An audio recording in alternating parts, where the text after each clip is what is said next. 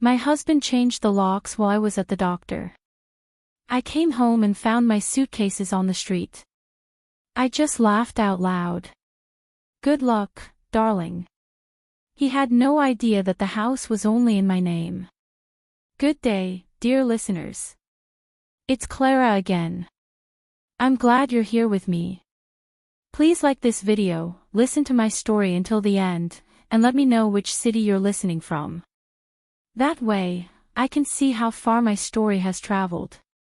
People always say that hindsight is 20/20. And Lord, were they right. I'm Marjorie Haywood. I'm 68 years old, and I have lived in the same house on Clover Hill Road in Millbrook, Tennessee, for nearly all of my adult life. My parents built that house in 1961. My father poured the concrete for the front steps with his own hands. My mother planted the dogwood tree in the backyard that still blooms every April without fail. Reliable as sunrise, reliable as grief. When they died, Mama in 2004, Daddy 2 years later, they left the house to me. Not to me and my husband, to me. Marjorie Haywood, née Calloway. That difference, which once seemed like only a legal detail, would become the most important fact of my life. I met Randy Haywood at a church picnic in 1981. He was charming in the way some men are charming, easy, almost careless, like a man who has never had to try very hard because the world has always smiled at him. He had a good laugh, a firm handshake, and a way of making you feel like you were the only person in the room. We got married within a year. I won't say it was a mistake from the start, because it wasn't. We had 37 years that held real things, a daughter named Caroline, Sunday dinners, a garden I was proud of, arguments about nothing that were gone by morning. I don't believe in changing the past just because it ended badly. But marriages change, people change, or maybe they just stop pretending. The first thing I noticed, and brushed aside the way women of my generation are taught to do, was the phone. Randy had always been the kind of man who left his cell phone on the kitchen counter, face up, not worried at all. Around the spring of 2022, the phone disappeared into his pocket. Always. Even when he was just walking from the living room to the garage, I told myself he had read an article about electromagnetic fields. I told myself a lot of things. Then came the late evenings. Randy had been retired for 6 years, and retirement had suited him. Early dinners, the news at 7, asleep by 10 o'clock. But suddenly, he was meeting the guys from the lodge on Tuesday nights, coming home at 11, smelling like cologne I didn't know. Not alcohol. Cologne. There is something especially insulting about a man who puts on cologne for someone else. I didn't confront him. Not yet. I watched. By August, I had noticed that he had started taking a strange interest in my filing cabinet. The one in the small office down the hallway where I kept the house papers, insurance papers, and Mama and Daddy's estate records. I came home one afternoon and found the drawer a little open and a folder turned the wrong way. Randy knew I kept everything neat. He had teased me about it for decades. So why was he going through those files? I said nothing. I started taking pictures of what was inside the cabinet every time I left the house. September came, and with it, a feeling I still cannot fully describe. A low, cold certainty, like knowing a storm is coming not because you checked the weather, but because your bones ache. I started paying attention to small things. A receipt for dinner for 2 at a restaurant I had never been to. A charge on our joint account for a hotel 40 miles away. Nothing dramatic, nothing a lawyer could use right away, just a quiet, growing dread. And then came the day that changed everything. It was a Thursday in October. I had a routine appointment with my heart doctor. Just a checkup, nothing serious. I drove myself, like I always did. The appointment took longer than I expected. Dr. Okafor wanted to change my medicine, and we talked for nearly an hour. By the time I turned back onto Clover Hill Road, the afternoon light was already fading. I saw the suitcases first. 3 of them lined up on the front porch like soldiers. My suitcases, the set my daughter Caroline had given me for my 65th birthday. Navy blue with little gold clasps. Next to them were 2 cardboard boxes stuffed with what looked like my clothes, my books, my bathroom things. The front door was closed. I sat in the car for a moment. Then I got out. I walked to the door and tried my key. It didn't turn. I stood there on the porch of the house my father had built, in front of the dogwood tree my mother had planted, and I understood exactly what had happened. Randy had changed the locks while I was at the doctor. He had packed my things. He had decided that it was over and that he would be the one to decide the terms. The door opened. Randy stood in the doorway, and behind him, barely visible in the shadows of the hall, was a woman I vaguely recognized from town, younger than me by at least 20 years. Her name, I would later learn, was Tammy Briggs. Randy crossed his arms and said, with a calmness that told me he had practiced this, "Marjorie, I think it's time we go our separate ways. I've packed your things. I'd like you to leave." I looked at him. I looked at the woman behind him. I looked at the suitcases my daughter had given me. And I laughed. Not a broken laugh, not a wild one. A clear, full laugh, the kind that comes from somewhere deep and certain. "Good luck, sweetheart," I said. He didn't know. He truly did not know that the house he was standing in, the house he was locking me out of, was not his. It had never been his. And what he had done that day, in front of a witness, would cost him everything. But he would come to understand that slowly. I meant to make sure of that. I didn't sleep that night in the house on Clover Hill Road because I wasn't in it. I drove to Caroline's. My daughter lives 20 minutes away in a small brick house she shares with her husband, Tom, and their 2 teenagers. She met me at the door in her bathrobe. I had called from the car. And when she saw my face, she didn't ask questions. She just held the door open wide. That is the kind of woman I raised, and in that moment, I was more thankful for it than I can say. I sat at her kitchen table with a cup of chamomile tea, and I told her everything. Not in a rush, not in tears, but carefully, the way I had always handled problems that mattered. Caroline listened without interrupting, which cost her something. I could see it in the way she pressed her lips together. When I finished, she was quiet for a moment. "Mom," she said carefully, "does Randy know whose name is on the deed?" "I don't know what he knows," I said. "But I know what the deed says." That was the first time I felt it. Not fear exactly, but a sharp, clearing anger. The kind that doesn't make you reckless. The kind that makes you very, very careful. I lay in Caroline's guest room that night, and I did not cry. What I did instead was think. I went through everything I knew, the facts, the timeline, the money, the papers. Randy and I had a joint checking account and a joint savings account. The house was mine, recorded only in my name, inherited from my parents.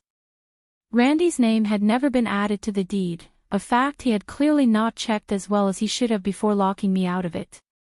We had no prenuptial agreement. Tennessee was not a community property state, but it did recognize marital contribution to assets, a difference I planned to understand fully before I did anything else. What had I lost? I counted it like a ledger. I had lost access to my home for the time being. I had lost, or Randy had tried to take, my feeling of safety, my dignity, my daily life. I noted that. What did I still have? Quite a lot. As it turned out, I had the deed to the house. I had a daughter who believed me. I had 43 years of careful living that had taught me not to act before I understood the ground under my feet. And I had the photographs I had taken of the filing cabinet contents, stored safely in the cloud and backed up twice because my grandson had taught me how to do that the previous Christmas. In the morning, I borrowed Caroline's computer and made a list. First, I needed a lawyer. Not a general one, a family law lawyer with experience in property fights and dividing marital assets in Tennessee. I asked Caroline's neighbor, Linda, who had gone through a divorce 5 years earlier, for a recommendation. She gave me a name right away. Ellen Marsh, downtown Millbrook, second floor above the insurance office. Second, I needed to understand how much financial damage had been done. Randy had access to our joint accounts. I needed to know right away what he had or hadn't already moved. I called the bank from Caroline's kitchen. My account, my right, and learned that 2 days earlier, Randy had moved $8,000 from our joint savings into an account I didn't recognize. I wrote that number down. I wrote everything down. Third, I needed proof of what had happened the afternoon before. The locked door, the suitcases on the porch, the woman standing behind him in my hallway. I had taken 3 photographs from the car before I got out. I hadn't even realized I was doing it. Pure instinct. And those photographs showed the suitcases, the porch, and the time stamp. I uploaded them with the cabinet photos. Fourth, I would not contact Randy directly. Not yet. Every instinct I had told me that the moment I picked up the phone and argued with him, I would give him information I didn't want him to have about what I knew, what I planned, what I felt. Silence, I had learned over 68 years, is often the strongest language there is. The plan that came together over those 48 hours at Caroline's was not complicated.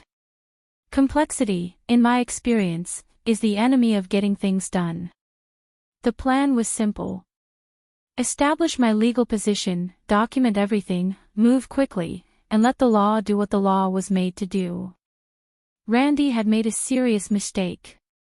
He had acted in a big, emotional way without speaking to a lawyer, which told me he did not fully understand his legal danger. That was his weakness. I meant to keep it that way for as long as I could. Caroline offered to confront him herself. No, I said. Mom, he threw you out of your own house. I know what he did, and confronting him before I'm ready would warn him. Right now, the best thing you can do is let me handle this the right way. She didn't like it, but she trusted me. And trust between a mother and daughter is its own kind of power. I called Ellen Marsh's office that same afternoon. The receptionist said the earliest appointment was in 4 days. I said I needed something sooner. I explained briefly and clearly what had happened. There was a pause. Can you come in tomorrow at 8:30? The receptionist said. I said yes. That evening, sitting in Caroline's guest room with my legal pad and my borrowed reading glasses, I felt the fear. Really felt it under all the planning. Cold and real. I was 68 years old. I had lived in that house for decades. My mother's china was in that kitchen.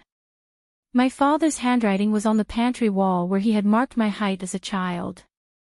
The idea that a man I had fed and washed for and stood beside at funerals, had decided he could simply remove me from my own life like an old piece of furniture was not just legally wrong. It was the kind of wrong that doesn't leave you unchanged. I folded the fear up and put it somewhere it could be useful. Then I went back to my list. Ellen Marsh's office smelled like old wood and fresh coffee, which I found comforting. Some places tell you right away whether you're in capable hands. Ellen herself was in her mid-50s, with reading glasses on a chain and the calm manner of a woman who has seen everything and is surprised by nothing. She shook my hand, pointed to the chair across from her desk, and said, "Tell me what happened." I told her all of it. I put my legal pad on her desk, the photographs on her desk, the bank notice on her desk. I had learned from years of dealing with contractors and insurance companies and school administrators that the person who comes in organized gets taken more seriously than the person who comes in upset. Upset is understandable. Organized is powerful. When I finished, Ellen was quiet for a moment. She looked at the deed, the copy I had gotten from my photos of the filing cabinet, and then she looked at me. "Mrs. Haywood," she said, "your husband changed the locks on a house that is legally your sole property. He is now staying there without your permission, along with a third party you did not give permission to be there. In Tennessee, that is unlawful detainer. We can file an emergency petition." I asked her to explain what that meant in plain language. "It means," she said, "that a judge can order him out within days, not weeks, days. The fact that you have been married does not give him ownership of a property that was inherited only by you and stays in your name. Tennessee Code Section 66-6-101 is very clear. Your name is on that deed. His is not. He has no legal right to be there without your permission.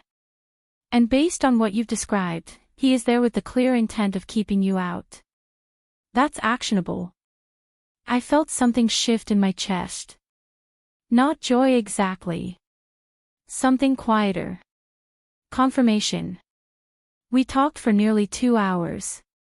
Ellen outlined the divorce process, which I had already decided was unavoidable, along with getting the property back. She explained the $8,000 transfer, which could count as dissipation of marital assets, a term that carried real legal weight. She told me what to document, what not to say, and what to expect. She was honest about the emotional cost, and I appreciated that more than false comfort. When I left her office, I sat in my car in the small parking lot behind the building and looked at the ordinary street beyond. A hardware store, a dry cleaner, a woman pushing a stroller. And I thought, he did not expect this. He thought I would panic. He thought I would call him crying and beg to come home. He thought this was over. He had known me for 48 years, and he still did not know me at all. Ellen filed the emergency petition that afternoon. What I didn't expect, what I should have expected, was that Randy had apparently started to sense that something had changed. Maybe it was the silence. He had expected calls and had gotten none. He had expected tears and had gotten nothing. By Thursday, 3 days after the lockout, Caroline told me he had driven past her house twice in one afternoon. She had seen him slow down, look at the windows, and drive on. "He's nervous," Caroline said. "Good," I said. But Tammy Briggs, I would learn, was not a foolish woman. She was calculating in the way people are calculating when they have something specific to gain. And she had been calculating longer than I knew. That same Thursday, my friend Dolores, who has known me for 30 years and sees everything that happens in a 30-mile radius around Millbrook, called to tell me she had seen Tammy at the county courthouse that morning, not in the clerk's office, but standing outside the property records window. Tammy had been looking up the deed. I called Ellen right away. "She knows," I said. "Good," Ellen said. "Let her look. The deed is public record. It doesn't change what it says." But it told me something important. They were no longer working on guesses. They now knew, or Tammy knew and would tell Randy, that the house was mine, which meant the situation had changed. They had made their move in ignorance, and now they were scrambling to understand what they had stepped into. The direct proof I had been missing came not from a private investigator or a court paper, but from something far more ordinary, a forwarded email. Randy, in a lapse of judgment I can only blame on overconfidence, had sent a message to Tammy from our shared family email account, the one we had used for years for household matters, subscriptions, and doctor appointment reminders. He had forgotten, apparently, that I had set up that account and still had full access to it. The message, dated 6 weeks before he changed the locks, laid out a plan with a clarity that made me sit down hard in Caroline's kitchen chair. He had written, and I am paraphrasing because the words are not mine to repeat, that once I was out of the picture, Tammy could move in right away. That he planned to claim the house as a marital asset in the divorce. That he had talked to someone, not a lawyer, it turned out, but a friend with opinions, who told him that a long marriage gave him rights to the property no matter whose name was on it. He had written that he expected me to be too frightened and too old to fight properly. Too old. I read that phrase twice. Then I forwarded the email to Ellen Marsh. That, Ellen said when she called me back, is exactly what we needed. I hung up the phone and looked out Caroline's kitchen window at the ordinary afternoon, the neighbor's dog, the school bus turning the corner, the leaves falling from the oak tree in the yard, and I understood that we had reached a point of no return. Not for me, and certainly not for Randy. The court date for the emergency petition was set for the following Tuesday. In the 5 days between filing and the hearing, I kept myself busy the way I have always kept myself busy during hard times, with careful action and very little self-pity. Ellen had advised me not to go to the house. I didn't need to be told twice. Clover Hill Road could wait. In the meantime, I worked with her to gather everything. The deed, the email, the bank records showing the $8,000 transfer, the photographs from the day of the lockout, and a written timeline I prepared myself, dated and specific, covering 6 months of what I had seen. I am not a lawyer, but I know how to write clearly, and I know the value of dates and details. And Ellen told me the timeline was one of the most useful client documents she had received in years. On Saturday, 4 days after the filing, my phone rang. Randy's name on the screen. I let it ring. He called twice more within the hour. Then, just before noon, a text arrived. Marjorie, we need to talk. This is getting out of hand. Call me. I took a picture of the text and sent it to Ellen. I did not answer. By Sunday afternoon, the strategy changed. Randy and Tammy drove to Caroline's house. I saw them from the upstairs window. Randy's truck in the driveway. Randy getting out. Tammy staying in the passenger seat. Visible, deliberate, like a statement. Caroline, to her great credit, went to the door before I could stop her. I came downstairs. Randy looked different from what I had expected. Not triumphant, as I had imagined he might look when I first saw those suitcases. He looked tight around the jaw, controlled, but barely. Marjorie, he said, this lawyer business is unnecessary. You're making this ugly. You changed the locks, I said. I want a clean split, that's all. We signed some papers. We go our separate ways. No courts involved. And the house? I asked. Something moved across his face. He had talked to someone, a lawyer at last, and that conversation had not gone the way he had hoped. I could see it. We can negotiate the house, he said carefully. There's nothing to negotiate, Randy. The house is mine. That's when Tammy got out of the truck. She walked up the driveway with the steady confidence of someone who had prepared what she wanted to say. She was dressed neatly, carefully, and she looked at me with an expression I can only describe as practiced sympathy. Mrs. Haywood, she said, I think if we all calm down, you're on my daughter's property, I said. You weren't invited. Tammy's expression didn't change right away, but something behind her eyes did. She looked at Randy. He was looking at the ground. Then her tone changed. The sympathy dropped away like a coat she had decided was too warm. You think a piece of paper is going to protect you? She said quietly. Randy's been in that marriage for decades. Courts don't ignore that. You'd better think carefully about what kind of fight you want. There it was. The threat they had been building toward. I looked at her for a long moment. Then I said, I've already thought carefully. My lawyer filed an emergency petition 4 days ago. The hearing is Tuesday. I'd suggest Randy speak to his lawyer before then. The silence that followed was the kind you could feel. Randy grabbed Tammy's arm gently but firmly and guided her back toward the truck. He turned once at the end of the driveway. You're making a mistake, he said. Randy, I said, you wrote an email about me 6 weeks ago. I have it. He got in the truck. They left. Caroline stood beside me on the porch, and we watched the truck disappear around the corner. My heart was beating hard. I won't pretend it wasn't. There is something deeply unpleasant about being threatened on your daughter's porch by a woman your husband brought to replace you. I felt it. But I also felt the sharp clarity that comes from having the truth on your side. Tuesday's hearing was brief, as emergency hearings often are. Randy arrived with a lawyer he had clearly hired in a hurry, a general lawyer, capable, but unprepared for what Ellen had put together. The judge, a careful woman in her 60s named the Honorable Patricia Rowe, reviewed the deed, the emergency petition, the photo evidence, and the unlawful detainer filing. She asked Randy's lawyer 2 questions. His lawyer answered both poorly. Judge Rowe ordered Randy and any occupants to leave the property at 14 Clover Hill Road within 72 hours and return all keys to the plaintiff. That was me. Forthwith.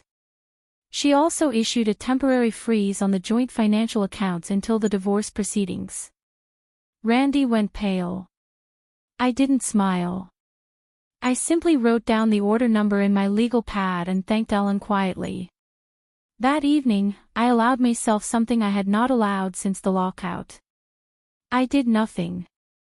I sat in Caroline's backyard in the October dusk in a lawn chair with a quilt over my knees, and I let the events of the past 2 weeks simply be there without asking anything of me.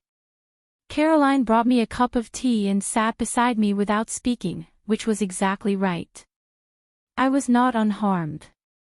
Let me be honest about that. What Randy had done, the betrayal of it, the contempt of it, the cold efficiency of packing my things while I was at the heart doctor had left wounds that would not heal quickly. But I had done what needed to be done. And in 3 days, I was going home. Randy left the house on the 3rd day.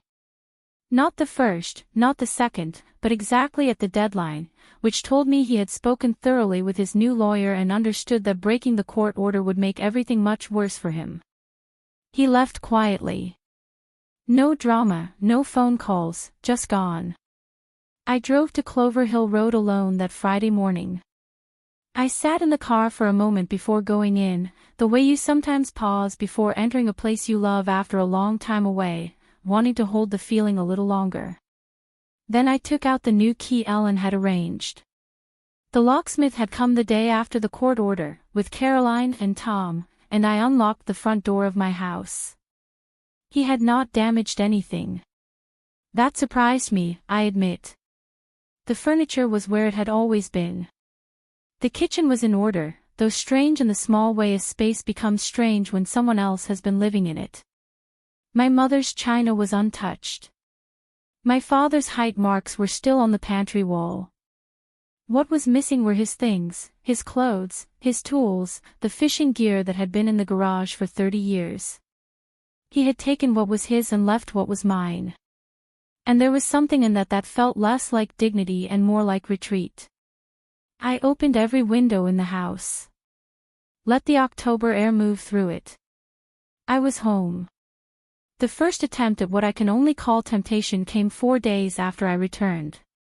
Randy sent a card, not an email, not a text, a real card, the kind from the drugstore with a painted autumn scene on the front. Inside, in his handwriting, he wrote that he was sorry for how things had happened, that he had not meant for it to go this far, that he hoped we could settle the divorce quietly and fairly without the courts being involved. He mentioned, as if only in passing, that the house might be something we could discuss privately, just the 2 of us, outside the legal process. I read the card twice. I recognized what it was. It wasn't remorse. It was strategy.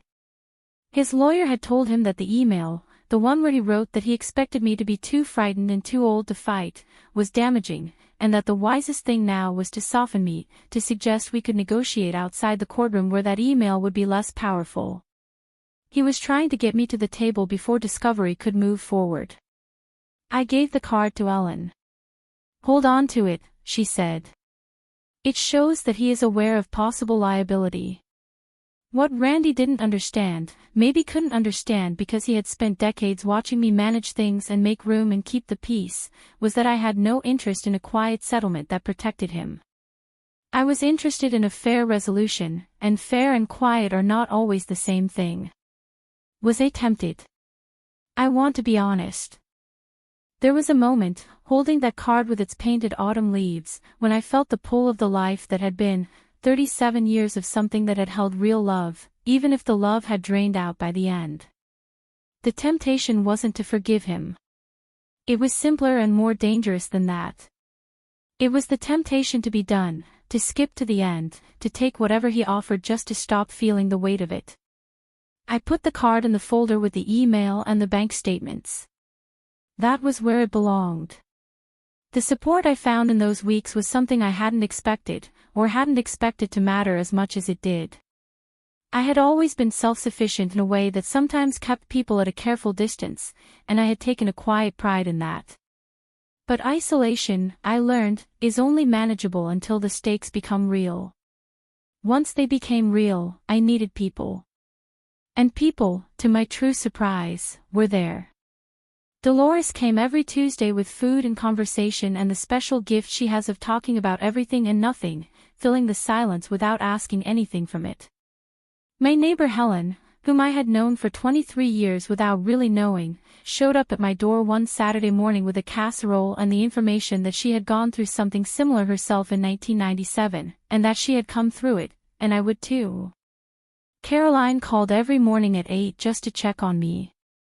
Sometimes we talked for an hour, sometimes for 3 minutes, but the call always came. And then there was the women's group at First Methodist, a group I had gone to now and then for years without fully belonging. I went on a Wednesday evening, 6 days after returning to the house, and I told them what had happened. Not everything, not the legal details, but enough. The room was quiet when I finished. And then a woman named Ruth, who is 81 and has buried 2 husbands, reached across and put her hand over mine and said, "You did the right thing, and you'll keep doing the right thing. We'll be here." I went home that night feeling lighter than I had in weeks. Randy, I knew, was watching. Caroline said he had called twice, not to her, but to Tom, trying to find out how things stood through a side path. Tammy had been seen again near the county courthouse. Their watching of me was clumsy and obvious, the kind of watching people do when they are afraid, not when they are confident. Let them watch. I had nothing to hide and everything to prove. They came on a Saturday morning, 3 weeks after I had returned to the house. I saw the truck from the kitchen window while I was making coffee, and I had just enough time to set my cup down before the doorbell rang. I stood in my kitchen for a moment, my kitchen, with my mother's copper pot on the stove and my father's marks on the pantry door, and I breathed. Then I went to the door. They were both on the porch. Randy was holding a small paper bag from the bakery on Elm Street, I noticed, which had been our bakery for 30 years, where we had bought coffee cake after church on Sunday mornings for longer than I could remember. The choice of the bag was not accidental. Tammy stood a little behind him, dressed carefully, hands folded. She had the look of someone who had prepared a role and meant to perform it. "Morning, Marjorie," Randy said. He had his soft voice on, the one I remembered from arguments in earlier years when he wanted to calm things down. "We just thought we'd stop by, talk, maybe. Nothing formal." I stepped out onto the porch instead of inviting them in. "My house, my terms." "All right," I said. Tammy spoke first, which surprised me. "Mrs. Haywood, I want to apologize for the way things happened. I didn't want it to happen the way it did." She met my eyes when she said it, which I gave her some credit for, while also noticing that she was apologizing for the method and not the fact. A careful apology, a lawyer's apology. "I appreciate that," I said in a tone that gave away nothing. Randy set the bakery bag on the porch railing. "Marjorie," he said, and his voice changed. Lower, older, something in it reaching back across 37 years. "We had something real." I know that. And I'm not asking to go back. I'm just asking if we can end this without destroying each other. You know what legal proceedings do to a family.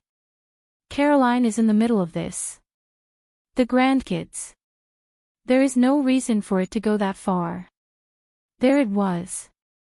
The children, the grandchildren, the family. He was not wrong that court proceedings are hard on families. That was true. But he was using that truth like a tool. And I heard the difference. Randy, I said, what exactly are you proposing? He had clearly prepared for this moment. He proposed, in organized terms that his lawyer had almost certainly helped him build, a mediated settlement outside of court. He would give up any claim to the house in exchange for a more favorable split of the liquid marital assets, the joint accounts, a small investment account I had built over 20 years of careful saving. He framed it as fairness. He framed it as mercy. What he was proposing, in plain terms, was that I trade away the financial security of my retirement in exchange for keeping a house that was already legally mine. I looked at him. I looked at Tammy. I thought of the email, too frightened and too old to fight properly. I have a lawyer, I said. All proposals go through her. Something changed in Tammy. She had been acting patient, but patience for certain people is limited. Mrs. Haywood, she said, and the careful tone was mostly gone now, you are 78 years old. 68, I said. She went on without pausing. And this process is going to be long and expensive and hard on your health. Is that really what you want? Because Randy is prepared to be reasonable. But if you insist on going through the courts, we will challenge the inheritance claim. We'll argue marital contribution. We'll make the case that decades of marriage created equity in this property, and we will drag this out for as long as it takes. I listened to all of it. Then I said quietly, are you finished? She blinked. You drove to my house on a Saturday morning with a bakery bag and a speech, I said. That tells me you're worried. If your legal position were strong, you wouldn't be here. You would be in court. I picked up the bakery bag and held it out to Randy. Thank you for stopping by. Randy took the bag. His jaw was tight. He opened his mouth, closed it, and opened it again. You're going to regret this, he said. Possibly, I said, but not for the reason you think. They left. I went inside and closed the door and stood in the hallway for a long moment. My hands, I noticed, were shaking a little, not from fear exactly, but from the effort of holding yourself completely steady when everything in you wants to react. I sat down in the armchair in the living room, the one that had been my mother's. The fear was real. I want to be clear about that. Tammy's threat, the promise to challenge, to drag it out, to fight every inch, was not empty. Court proceedings are expensive. They are exhausting. I was 68 years old, alone, with a heart condition that needed watching, and she had known exactly where to aim when she mentioned my health. But the fear had an interesting quality. Instead of freezing me, it clarified me. It laid out exactly what was at stake in clear, unblinking terms. And once I could see the stakes that clearly, the path forward was not less certain. It was more. I called Ellen Monday morning and told her everything. She listened carefully. They're bluffing about the inheritance claim, she said. Tennessee courts have been very consistent on inherited property and sole ownership. Their case there is weak, but the marital contribution argument, that's where they would put their energy. We need to be ready for it. Then let's be ready for it, I said. The divorce hearing was scheduled for a Thursday in December, 7 weeks after the lockout. December in Millbrook is gray and cold, the trees bare, everything visible. I have always thought winter is the most honest season. There is nowhere to hide. Walking into the Rutherford County Courthouse that morning, I thought that was fitting. Ellen and I had prepared for 6 weeks. We had the deed, the email, the bank records, the photographs, the timeline, and 2 more pieces of proof that Ellen had obtained through discovery. Randy's bank statements for the 18 months before the lockout and his phone records from that same period. The bank statements showed not 1 but 4 transfers to accounts linked to Tammy Briggs. Small enough one by one not to alarm a distracted spouse, large enough together to count, in Ellen's exact words, as a pattern of intentional financial diversion from marital assets. The total across 18 months, $22,000. Randy's lawyer, a more experienced man than the one he had brought to the emergency hearing, someone named Walters, who wore good suits and had the careful manner of a professional who had learned to expect surprises, had likely reviewed the same documents. He looked, when I saw him in the hallway outside the courtroom, like a man who had stayed up late. Tammy was not a party to the divorce proceedings, but she was present in the gallery as a witness for Randy's side, there to testify about their relationship and its timeline. I had expected that. What I had not known, but Ellen had learned through a deposition 2 weeks earlier, was that Tammy had her own financial risk. One of the 4 transfers had come from a home equity line of credit that Randy had quietly opened against a jointly owned storage property in both our names. He had not gotten my signature because he had forged it. That discovery, late in the preparation, took my breath away. I had sat in Ellen's office and just looked at the paper for a long moment. 37 years. And somewhere in there, he had forged my name on a legal document. Ellen had referred that specific matter to the district attorney's office. There were now 2 proceedings, not 1. Judge Rowe presided again. The same careful woman from the emergency hearing. Randy and Walters sat across the aisle. I sat with Ellen, my legal pad on my knee, my hands still. The hearing opened with the property issue. Walters argued the marital contribution doctrine capably. He was a skilled lawyer, making the case that decades of shared life had created a fair interest in the property, no matter whose name was on the deed. Ellen answered with the specific Tennessee precedent, the nature of the inheritance, the fact that Randy's name had been offered and declined at the time of the estate transfer, a detail confirmed by a surviving note from my parents' estate lawyer, whom Ellen had tracked down and questioned under oath. When Walters finished his argument, Judge Rowe asked Randy 2 questions directly.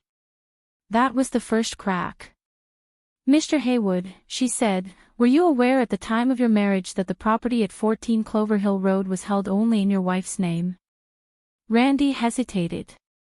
I understood it was family property. Were you aware, the judge repeated with the patience of someone who has learned not to accept non-answers, that your name was not on the deed? I assumed, thank you. The second crack came during the financial part. Ellen presented the bank records. She presented the transfers to Tammy's accounts. She presented the equity line of credit and then, calmly and factually, informed the court that the district attorney's office had opened an inquiry into the signature on that document. The room was very quiet. Walters asked for a recess. Judge Rowe allowed 10 minutes.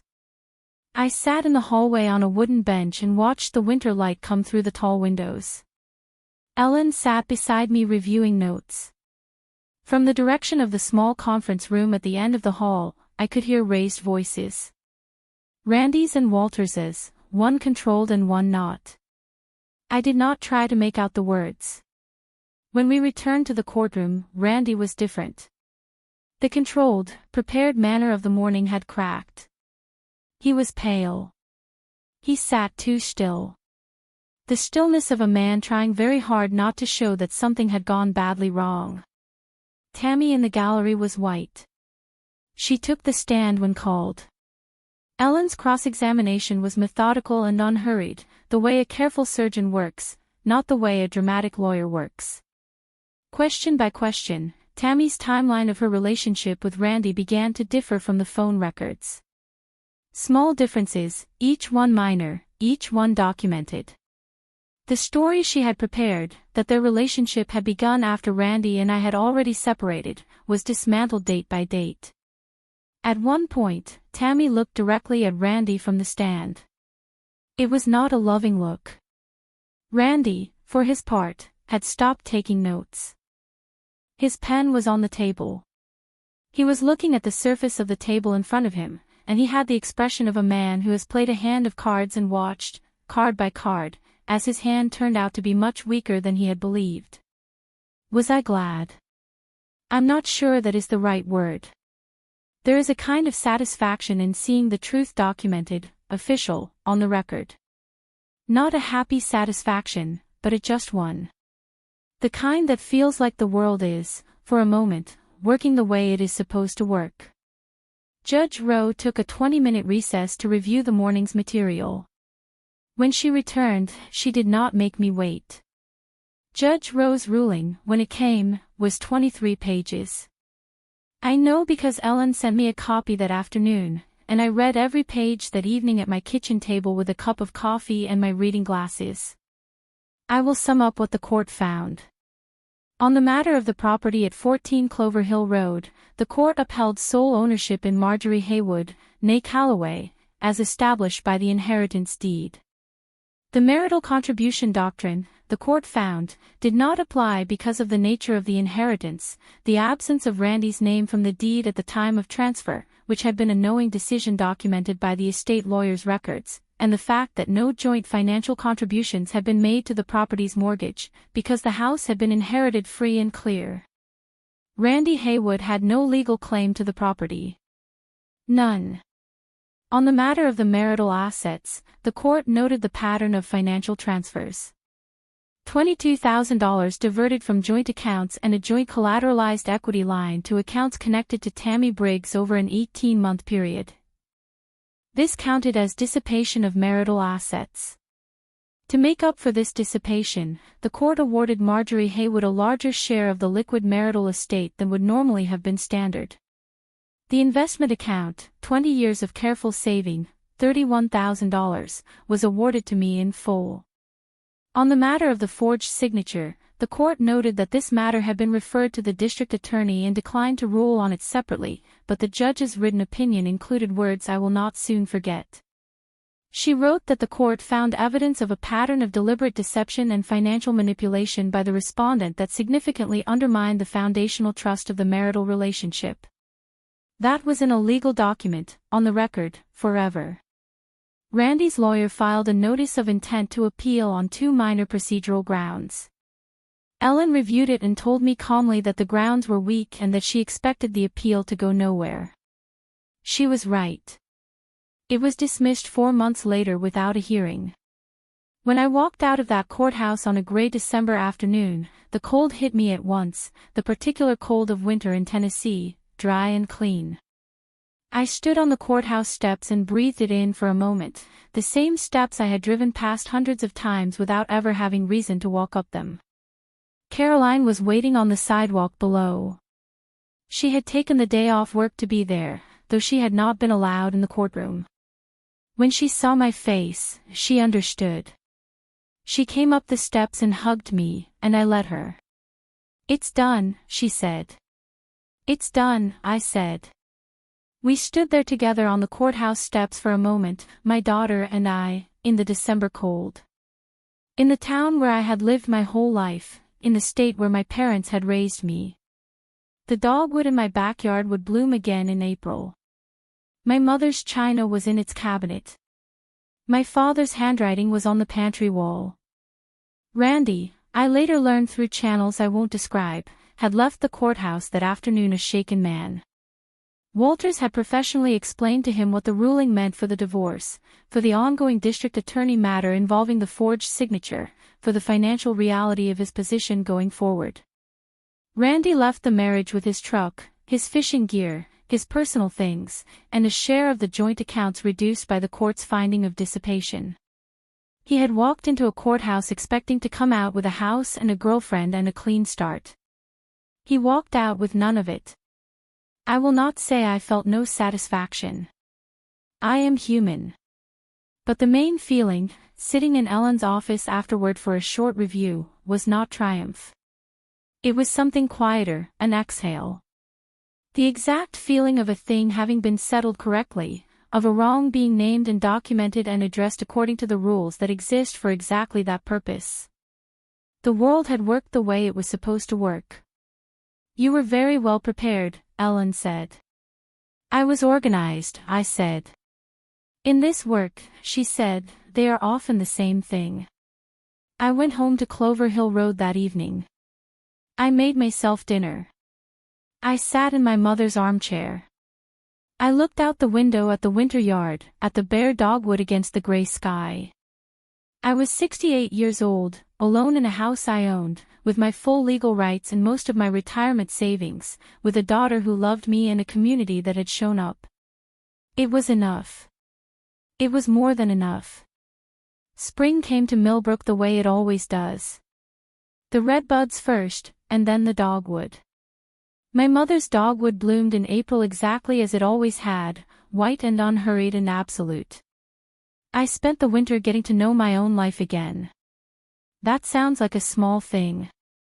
It was not a small thing. I repainted the guest room a color called Quiet Fog, which I had wanted for 3 years and which Randy had thought was too gray. I joined a morning walking group that met at 6:30 at the park, 8 women between 55 and 78, including Ruth from First Methodist and Dolores, who walked slower than anyone but talked the most. I signed up for a watercolor class at the community center, which I had thought about and not done for 15 years. I was not talented. I found, to my real surprise, that this did not matter. My finances, settled by the court, were stable. The house was mine outright. My heart doctor reported at my February checkup that my blood pressure had come down to normal. I thought the true explanation was that I had stopped living with a steady low-level threat I had not fully recognized for what it was. Caroline and Tom came for Easter. The grandchildren ran in the yard. I made the ham the way Mama used to, and we sat at my table with my mother's tablecloth. And I looked around at the people I had made, and something in me settled like a foundation being poured. Dolores kept me informed about Randy. He had moved in with a cousin in Gallatin, 30 miles away. The district attorney's inquiry into the forged signature had continued, and the uncertainty of it hung over him. I did not wish prosecution on him specifically. I wished for accuracy. The DA's office was being accurate.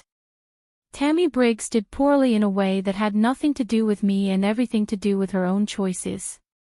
Her relationship with Randy had fallen apart under the weight of what their shared future actually contained. A man with no house, reduced assets, and a pending legal matter. By summer, she had moved back to the county she had come from. People around Millbrook no longer mentioned her. What I felt when Dolores told me was something close to nothing. The absence of concern rather than the presence of satisfaction. They had made choices. The world had accounted for them. What I truly enjoyed, every day, was the texture of my own life. The morning walk, the coffee after watercolor class, Helen from next door, a friendship that had finally, late in both our lives, become what it should have been years before. The house on Clover Hill Road had always been mine. But that summer, for the first time, it felt completely like home. Not the home I had shared with someone else, but mine. The place I had chosen, through hardship and clarity, to return to and fully live in. My heart doctor was pleased with my numbers. My daughter called every morning. The dogwood would bloom again in April. People thought that at 68 I was finished. Randy thought I was too old and too frightened to fight. He was wrong on both counts. What I learned is this. Know what is yours. Know it legally. Know it completely, and document everything. Silence is not weakness. Preparation is not aggression. And the law, when you meet it the right way, exists to protect exactly the people it was built for. What would you have done standing on that porch with your suitcases at your feet? I'd love to know. Leave your thoughts below. And if this story meant something to you, share it with someone who needs to hear it today. Thank you for being here.